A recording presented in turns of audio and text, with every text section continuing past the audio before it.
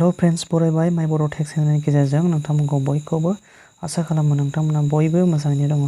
दायो बे भिडिअनि गेजेरजों नोंथांमोननो शेयार खालामगोन जे प्रधानमंत्री-श्रम योगी मानधन य'जना बियो मा आरो बिनि गेजेरजों जोंहा मा मुलाम्फा दं बेनि सोमोन्दै बे भिडिअनि गेजेरजों नोंथांमोना क्लियार जागोन आरो नोंथांमोनहा ई-श्रम कार्ड थानो नांगोन आरोना बेनि गेजेरजोंसो बे आसनिखौ मोननो हागोन।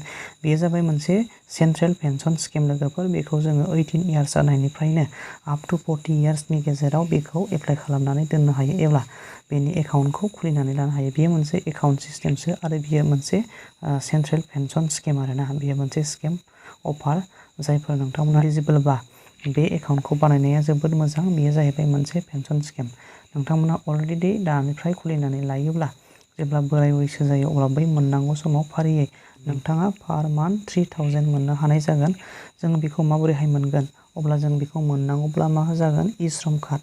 नोंथांनाव ई-श्रम कार्ड थानो नांगोन आरोना। ई-श्रम कार्ड अलरेडि नोंथांमोना एप्लाइ खालामनानै एबा बानायनानै लाखाबाय जानो हागौ। जुदि बानायाखैब्ला नोंथांमोना बे चेनेलनि गेजेरजों मोनसे ई-श्रम कार्डखौ जों माबोरै बानायो एबा जों अनलाइन बोरै खालामनानै लानो हायो आरो मा नांगौ बेनि सोमोन्दै अलरेडि भिडिअ दंखायो। बेनिखायनो नोंथांमोना आंनि बे डिसक्रिपसननि गेजेरजों एबा बे भिडिअनि डिसक्रिपसननि गेजेरजों नोंथांमोना मोननो हागोन ई-श्रम कार्डनि एप्लाइ माखासे भिडिअखौ। दायो जोङो गुबैयै फैदो जोङो बे भिडिअखौ मानो लाबोदों होननानै बुङोबा ई-श्रम कार्डनि गेजेरजों जोङो मोनसे प्रधानमंत्री एबा श्रम योगी मानधन य'जना होननाय एकाउन्टखौ खुलिनानै लानो हायो। बेनो जाबाय सेन्ट्रेल पेन्सन स्किम।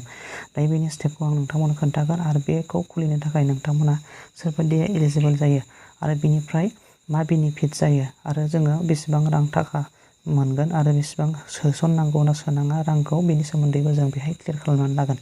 स' बेनिखायनो लोगोफोर नोंथांमोना भिडिअ गोदानबा साबस्क्राइब खालाम चेनेलाव जुदि नोंथाङा गोदानबा आरो भिडिअखौ जोबजासिम नाय फार्स्ट टु लास्ट। जुदि नोंथाङा बुजियै जाया बेनिखायनो नोंथांमोनखौ खावलायबाय लाइक खालाम हाजासे आरो शेयार खालाम। लोगोसे नोंथांमोना चेनेलाव गोदानबा साबस्क्राइब खालाम। दायो जोङो नायनोसै गाहायथाराव जोङो बेवहाय नुनो मोन्दों 54 लाख बेवहाय दायो खुलिनानै दङ। 54,69,556 बेसेबां माने सुबुंफोरा दायो बेहाय रेजिस्टार जाबाय एबा एप्लाइ खालामनानै दङ आरोना।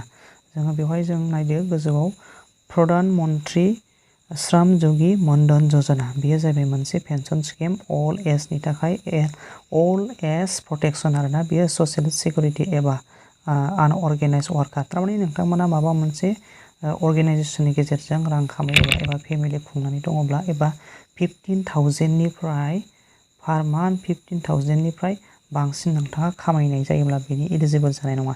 जों बेवहाय एलिजिबल हिसाबै बेखौ जों नायनो हायो। बेनिफ्राय एजआ जाहैबाय 18।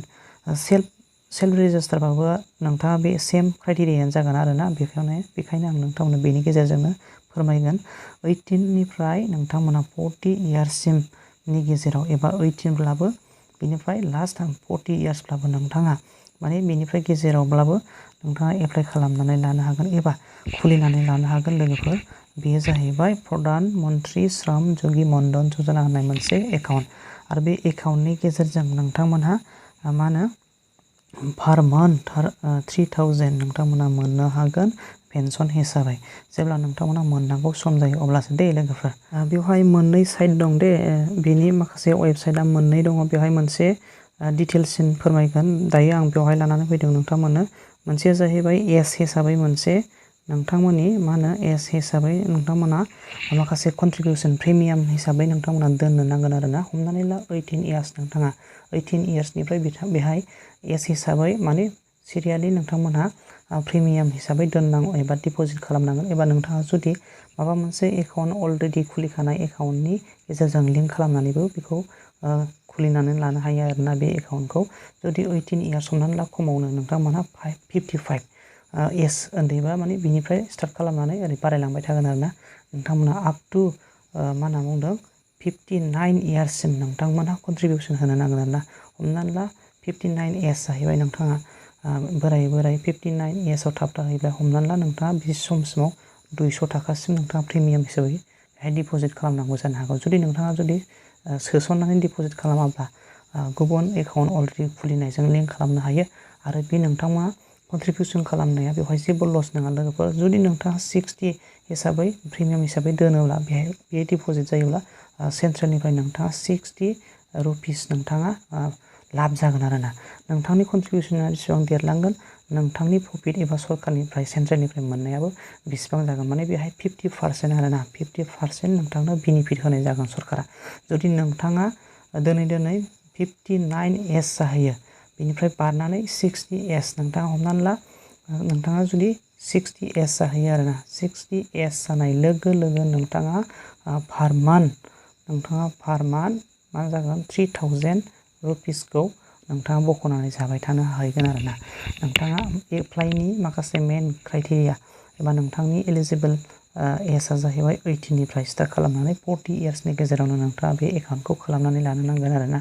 अब्ला मा एकाउन्ट बियो बेखौ जों गोजौआव मिथिखाबाय, जों सावरायखाबाय प्रधानमन्त्री-श्राम योगी मानधन य'जना।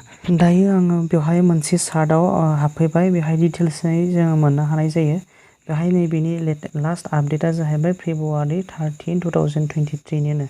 जोङो बेयो मोनसे मोजां स्किम। बेनिफ्राय बे सोर मोननो हाथाव जों बेहाय आबुङै नायनानै लानो हायो।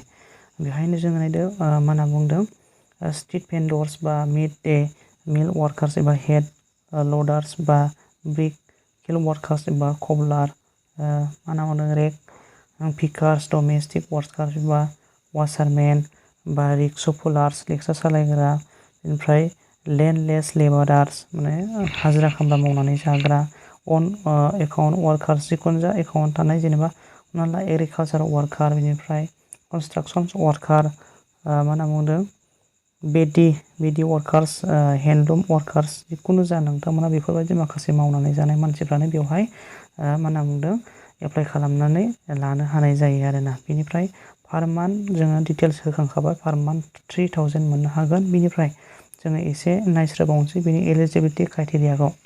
बेवहाय होननानै बुंदोंमोन सिगाङो एज हिसाबै माखासे प्रिमियाम डिस्ट्रिबिउसना बेवहाय दङ। नै नाय 55 निफ्राय जागायगोन लोगोफोर, 55 निफ्राय जागायनानै आप टु नोंथाङा 60 इयार्स जाजासिमाव नोंथाङा 200ल' जाहैगोन जाहैदों नोंथांनि प्रिमियाम डिप'जिटआ 200ल' हाइस्टआवनो। बेनिफ्रायनो नोंथाङा 60 इयार्स जानाय लोगो लोगो पार मान्थ नोंथाङा मा होनना बुंदों 3000 नोंथाङा पार मान्थ मोनहैनाय जाहैगोन आरोना। बिनि क्राइटेरियाखौथ' जोङो नायखादोंमोन, दायो थेवब्लाबो बेहाय जों नायनो हायो मान्थलि इनकामानो 15,000 निफ्राय बिल' जानो नांगोन नोंथांनि खामायनाया आरो बेफोरबायदि माने हाइ लेभेलनि जानो हानाय नङा आरोखि, अब्ला नोंथाङा एलिजिबोल जानाय नङा। बेनिफ्राय एप्लाइ एबा बेखौ रेजिस्टार खालामनानै लानो हानाय, एकाउन्ट खालामनानै लानो हानाया जाहैबाय 18 to 40 इयार्ससिमाव नोंथाङा हागोन। बेनिफ्राय नोंथाङा प्रिमियाम वाइसै नोंथाङा डिप'जिट जालांबाय थागोन आरो 18 निफ्रायनो। बेनिफ्राय नोंथाङा 50% नोंथाङा डिप'जिट नोंथाङा बेंकनिफ्राय मोनदेरगोन प्लास नोंथाङा जुदि हमनानै ला 55 नोंथाङा प्रिमियाम हिसाबै दोनोबा सेन्ट्रेल गभर्नमेन्टनिफ्रायबो नोंथाङा 55 रुपिस मोनलांगोन। जेसेबांनो नोंथांनि प्रिमियामा देरलांगोन एसेबांनो बेनिफ्रायबो माखासे नोंथांनाव डिप'जिट प्लास जाबाय थागोन। नोंथाङा एसेयाव माने बेखौ लस खालामनो हानाय नङा एबा बख'नानै आद्रियै नोंथाङा जानो मोननाय नङा आरोना। बेयो पेन्सन स्किमसो। दायो नोंथाङा सुद नट बे मा जानो नाङानो जायखिजाया अर्गेनाइजेसन सेक्टरनि गेजेराव बे होनाय बेनि आन्दाराव थानाय जानो नाङा आरोना। जेरैहाय EFFO, NPS माने नेसनेल, बेयो जाहैबाय पेन्सन स्किम, बेफोरबायदिनि आन्दाराव नोंथाङा रां मोननाय जानो नाङा आरोखि, अब्लासो नोंथाङा बेहाय एलिजिबोल जागोन। बेनिफ्राय नोंथाङा माजों लिंक खालामनो हायो सेभिं बेंक एकाउन्टजों बा जनधन एकाउन्ट नाम्बार एबा IFSC होनानै नोंथाङा रेजिस्टार खालामनानै बे एकाउन्टखौ खुलिनानै लानो हागोन आरोना। अब्ला लोगोफोर नोंथांमोना निस्सय क्लियार जाबाय अब्ला बे भिडिअनि गेजेरजों अब्ला नोंथांमोना बुजिनो हाबाय। भिडिअखौ मोजां मोनदोंबा एबा हेल्पफुल मोनदोंबा लाइक खालाम, शेयार खालाम हाजासे, आरो चेनेलाव जुदि गोदानबा नोंथाङा साबस्क्राइब खालाम।